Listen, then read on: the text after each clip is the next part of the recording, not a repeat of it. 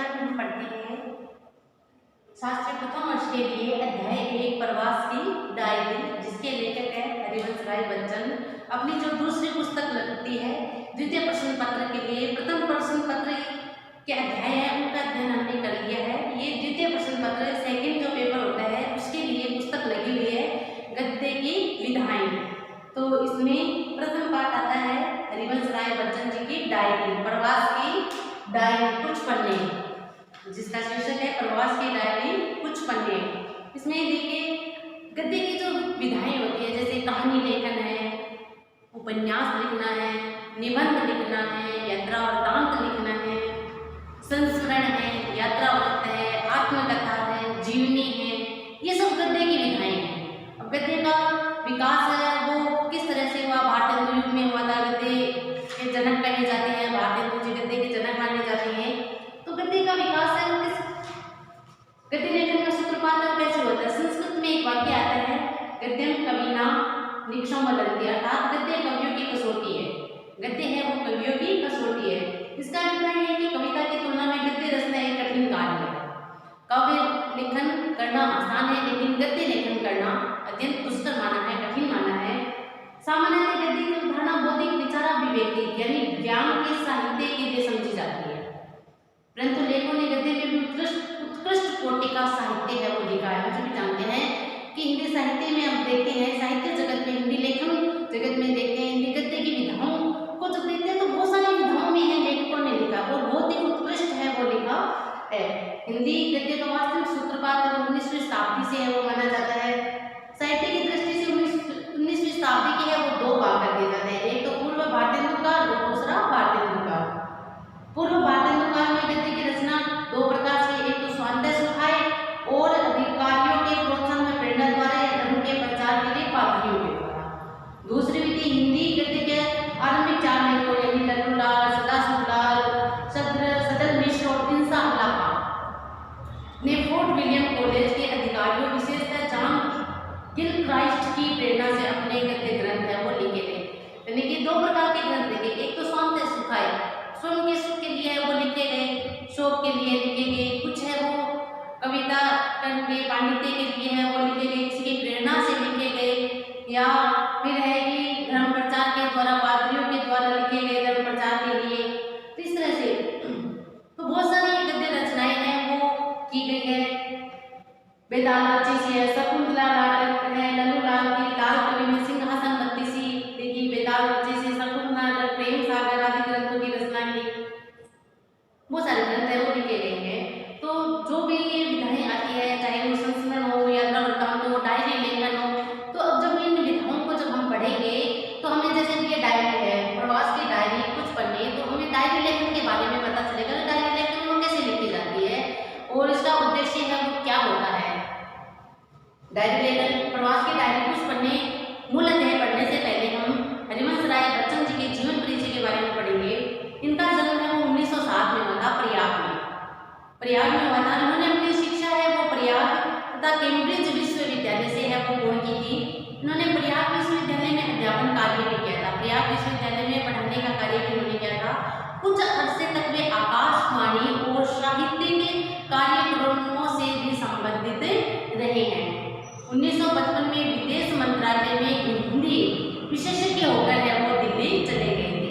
1955 में विदेश मंत्रालय में हिंदी के विशेषज्ञ होकर है वो दिल्ली चले जाते हैं। कौन? हरिवंश राय बच्चन जी। बच्चन की कविता के साहित्यिक महत्व के बारे में अनेक मत है, भिन्न मत है और है भी, किंतु बच्चन के काव्य की विलक्षण लोकप्रियता को सभी स्वीकार करते हैं। भले ही इनकी साहित्य की जो कविता उसका साहित्यिक महत्व के बारे में अनेक मत हो सकते हैं, अनेक मत हो सकते हैं और है भी, लेकिन फिर भी जो इनकी काव्य की लेखन की जो विलक्षणता थी, बड़ी लोकप्रिय रही है। वे हिंदी के सबसे लोकप्रिय कवियों में आते हैं। इनका कारण है कि बच्चन ने अपनी कविता के लिए तब नई जमीन तलाश की जब पाठक छायावाद की अतीन्द्रिय और अतिव्यक्तिक सूक्ष्मता, उनकी लक्षणात्मक अभिव्यंजना शैली तथा उनके अतिशय सुकुमार्य और माधुर्य से उठता रहे। यानी कहने का मतलब ये हुआ कि बच्चन जी ने अपनी कविता के लिए नई जमीन तब तलाश की, इन्होंने नए क्षेत्र में लिखना तब शुरू किया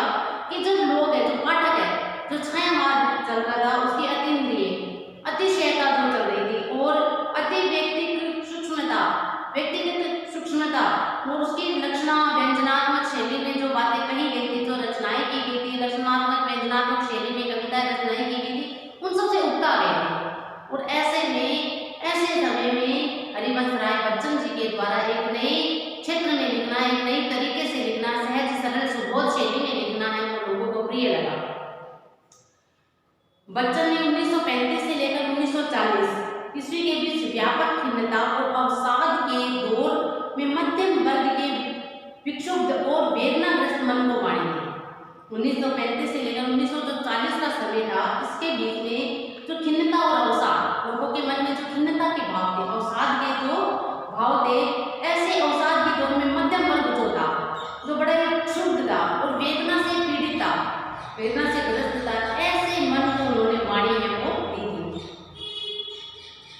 उन्होंने सीधी सादी जीवंत भाषा और सर्वग्राही शैली में संवेदनशील अभिधा के माध्यम से अपनी बात की।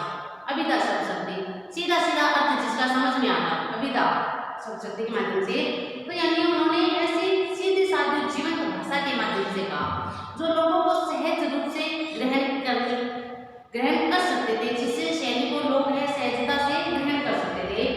ऐसे समय में संवेदनशील अभिधा के माध्यम से अपनी बात उन्होंने कही तो हिंदी का काव्य रसिक सहसा चौंक पड़ा। तो हिंदी काव्य का जो रसिक है, रसिक प्रिय जो होता है, कविता को जिसमें रस आता हो, आनंद की अनुभूति होती हो, ऐसे आनंद में व्यक्ति है वो सहसा चौंक पे कि ऐसी सरल से ऐसे भाषा नहीं इन्होंने है इतनी सरलता से है अपनी बात है वो कह दी है। उन्होंने शायद ऐसा किया हो ऐसा नहीं, वे अनायास से शराब है वो निकल पड़े। इन्होंने काव्य सर्जन के लिए अनुभूति से प्रेरणा प्राप्त की तथा अनुभूति को एक काव्यात्मक अभिव्यक्ति देना अपने ध्येय में। तो इनको देखिए काव्य सर्जन के लिए ऐसे कोई किसी विशेष व्यक्ति के द्वारा एक प्रेरणा है वो नहीं मिली थी, अनुभूति से इन्हें प्रेरणा मिली थी। उन्होंने जीवन में जो अनुभव किया था, जो अनुभूति इन्हें मिली थी, उसी से इनको प्रेरणा है वो मिली और तथा अनुभूति को ही काव्यात्मक अभिव्यक्ति देना इन्होंने अपना ध्येय बना लिया कि जो इन्होंने अनुभव किया उसे ही काव्यात्मक रूप में इन्होंने दे दिया, वही इन्होंने अपने जीवन का लक्ष्य है वो बना लिया था। प्रवास की डायरी प्रसिद्ध कवि हरिवंश राय बच्चन अपना शोध कार्य करने के लिए इंग्लैंड गए थे। ये अपना कुछ शोध कार्य करने के लिए इंग्लैंड जाते हैं। इस डायरी में उन्होंने वहाँ पर रहते हुए अपने अध्ययन, अपने रचनाकर्म, अपने और वहाँ के लोगों के साथ आत्मीय संबंधों का जिक्र किया है। प्रवास की डायरी जब हम पढ़ेंगे तो इसमें किस विषय वस्तु को उठाया गया है कि जब ये अपने शोध कार्य के लिए इंग्लैंड जाते हैं तो वहाँ के लोगों से मेलजोल है वो कैसा हुआ, कैसा आत्मीयता का व्यवहार है वो इन्हें मिलता है या नहीं मिलता है। अपना अध्ययन के बारे में लिखते हैं, अपने रचनाकर्म के बारे में बताते हैं और इस डायरी के अंदर से यह भी पता चलता है कि भारत से तथा अन्य देशों से संबंध कैसे बन बिगड़ रहे थे। भारत के हैं वो अन्य देशों के साथ है वो संबंध किस प्रकार से बन रहे थे और बिगड़ रहे थे, वो भी अपनी इन्होंने डायरी में है वो जिक्र किया है। तो हम पढ़ते हैं इनकी डायरी के कुछ पन्ने।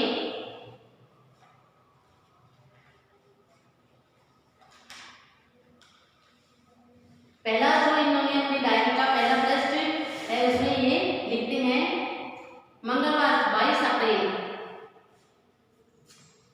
मंगलवार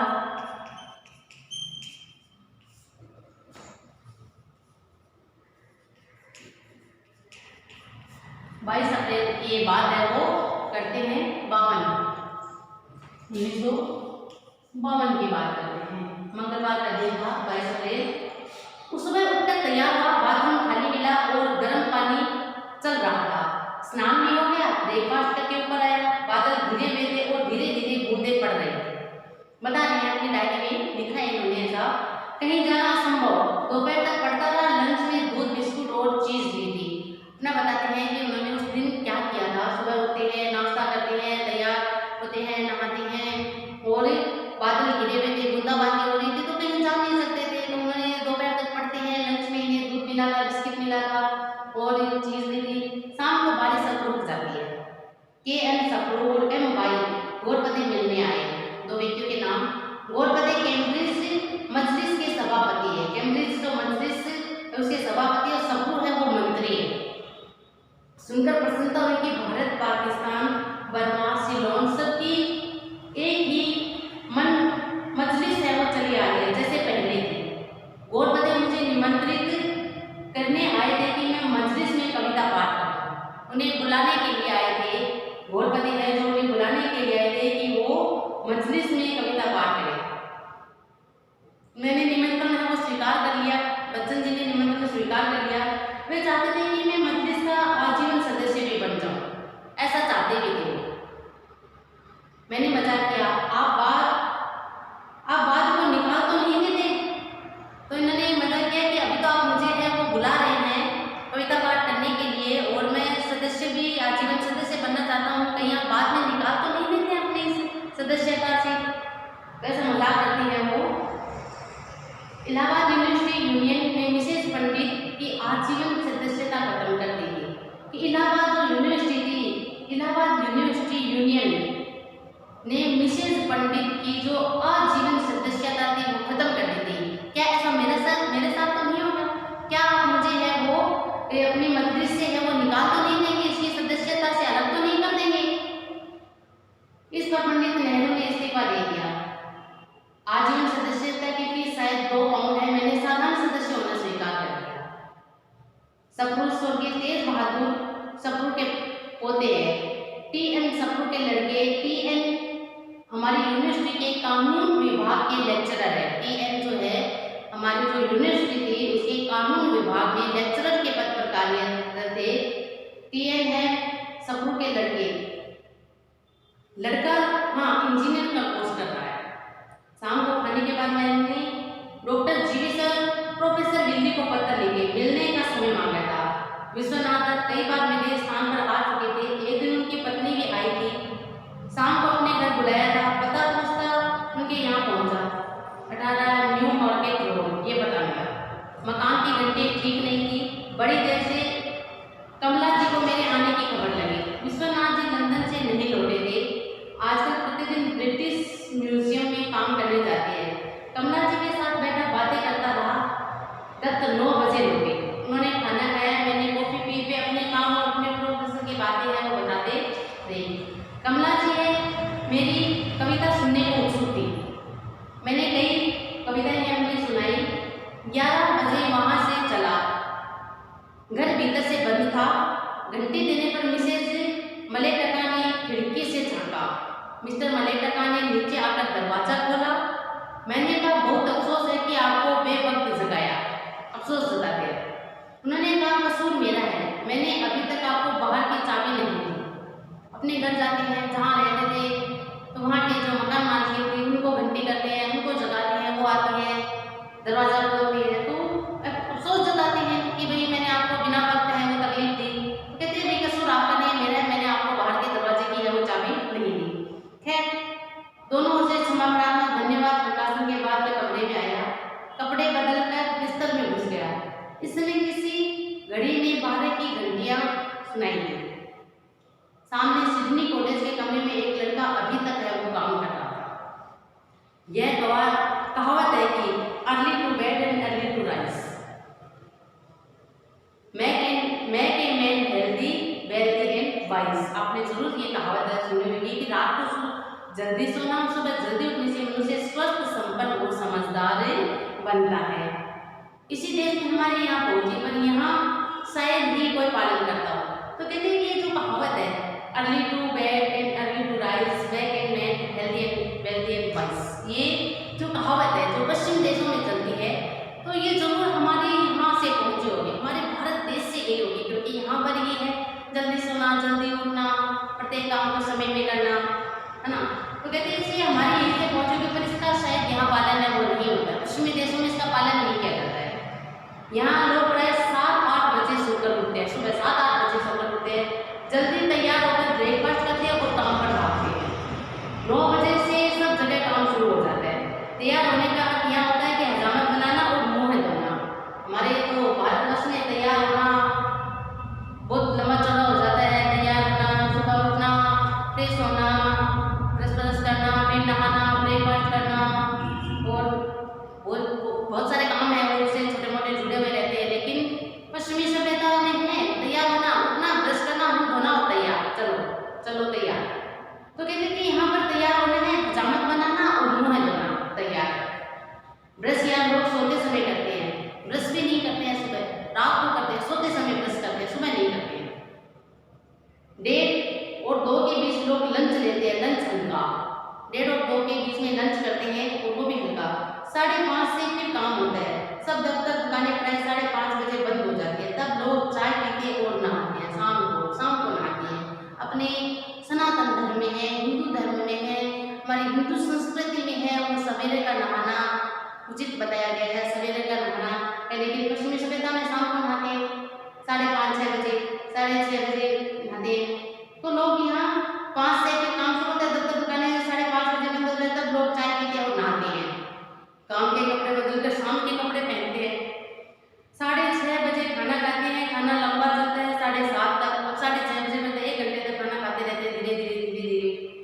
सिनेमा यहाँ 8 बजे रात 8 बजे से शुरू होता है। पढ़ने लिखने वाले 12-1 बजे तक पढ़ते रहते हैं। बहुत से लोग सोने से पहले नहाते हैं, रात में कोई फर्क नहीं पड़ता।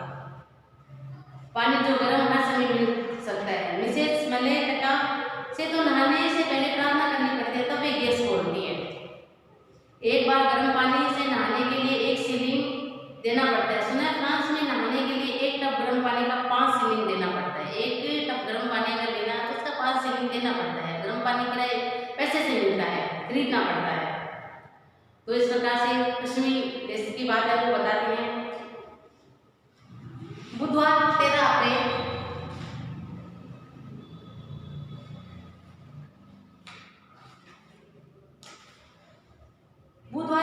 की बात है वो करते हैं।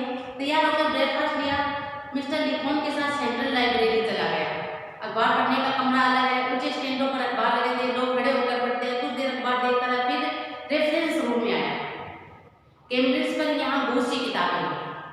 सेंट कैथरीन्स कॉलेज के इतिहास पर भी एक मोटी किताब मैंने देखी। इसकी संपूर्ण कविता का मैकमिलन का संस्करण है वो मुझे यहाँ मिल गया इस लाइब्रेरी में। हेन की पुस्तक के संदर्भ में मुझे कुछ कविताएं हैं वो देखनी थी। फिर डिक्शनरी ऑफ नेशनल बायोग्राफी से न्यूटन के ऊपर एक लेख पढ़ा। ट्रिनिटी चैपल से उसकी मूर्ति देखी थी, उसके बारे में कुछ और जानना चाहता था। अपने अंग्रेजों के प्रति में कितना ऋणी अनुभव करता था और कितनी कविता पूर्ण भाषा में उसने इसे अभिव्यक्त भी किया है। क्या है अगर वह गणितज्ञ और वैज्ञानिक था। कविता गहन भाव विचारों की, या इससे अच्छा होगा यह कहना कि गहन क्षणों की सहज वाणी है या अगम अनुभूतियों की सुगम अभिव्यक्ति। और भी आगे कहूँ तो वह महान प्रतिमाओं के कंधों पर सवार है और मरते समय जो उसने कहा था वह काव्य भी है, दर्शन भी है और दोनों से बढ़कर जीवन जब कोई उसे उसकी विराटता में देखे।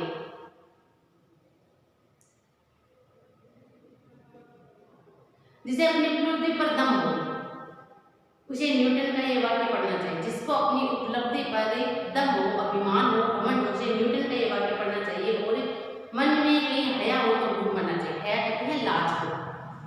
मैं तो कैंप किनारे कुछ शिक्षकता कन्या त्रिखंडी जुटा रहा हूँ। बहुत छोटों को बहुत विनम्र बनना चाहिए, विनम्रता का भी एकदम हो सकता है। ऐसा कहा था न्यूटन का एक वाक्य है ये कि बहुत छोटों को बहुत विनम्र न बनना चाहिए, विनम्रता का भी एकदम हो सकता है। लंच के समय बिग लोटा, लंच के समय वापस आते हैं वो लाइब्रेरी, सेंट्रल लाइब्रेरी से वापस आते हैं, डिग जाते हैं। बादल गिराए तो धीरे धीरे बारिश होने लगी थी। मैं मार्चरी की भेजी कविता पुस्तक की है वो देख रहा था। शाम को खाने की मेज पर मादमोजेल वोजाजेन से भेंट। हमारी डिग की नवागंतुक का सुंदर हंसमुख मिलनसार फ्रेंच कुमारी है। अंग्रेजी की शिक्षक है, अंग्रेजी पढ़ाती है। पेरिस में कैम्ब्रिज घूमने और साहित्य में कोई डिप्लोमा लेने के लिए आई है। पेरिस में घूमने के लिए और डिप्लोमा लेने के लिए ये कौन है। शाम को खाने की मेज पर मार्को जेबल वो जेल से भेंट हुई। हमारी डिग जहाँ ये रह रहे थे वहाँ की नवागंतुक थी। इनके बारे में कहते हैं यहाँ पर कई तरह के कोर्स चलते हैं जो थोड़ी बहुत फ्रेंच हम लोगों ने सीखी थी मिस्टर जीथन से। वह बोलकर उन्हें चकित कर दिया करते थे। परिचय कराने पर सीने में रहा था। मैंने जो कहा कि अशांति दा बुआ मादमोजेल तो बहुत प्रसन्न हुई।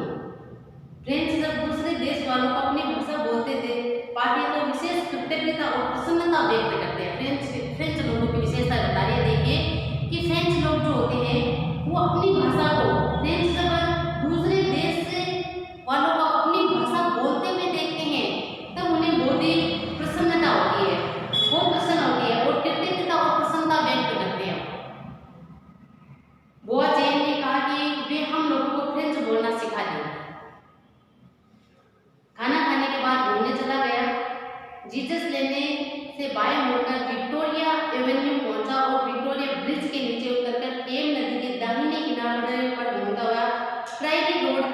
आगे तक है वो निकल गए। रास्ते में पुल के नीचे एक ऐसा दृश्य देखा जो इसी देश में देखा जा सकता है। एक नव युवक प्रेमी युगल प्राण क्रिया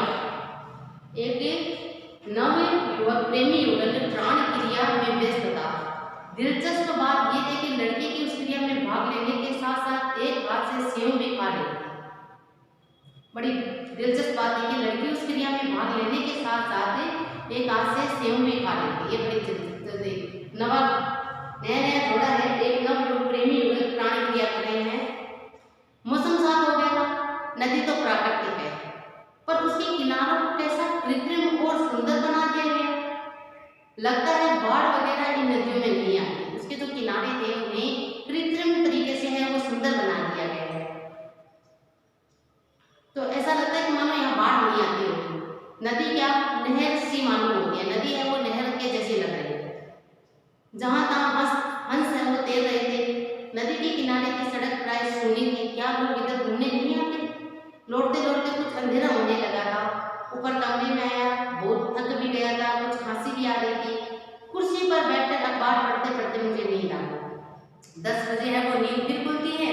कपड़े बदल बिस्तर से घुसा। आज सर्दियों दिनों से ज्यादा थी। खिड़कियां फिर भी मैंने थोड़ी थोड़ी है वो खुली रखी थी। तो ये हमने प्रवास की डायरी के कुछ पन्नों के 2 दृश्य हैं वो पढ़े। 2 दिन के दृश्य वो पढ़े। गुरुवार 1 मई की बात है तो हम अगली जो कक्षा हमारे लिए है उसमें करेंगे, अगले वीडियो में करेंगे। आज के लिए बस इतना ही। का पाठ है वो थोड़ा सा लंबा है लेकिन हम पढ़ लेंगे इसे।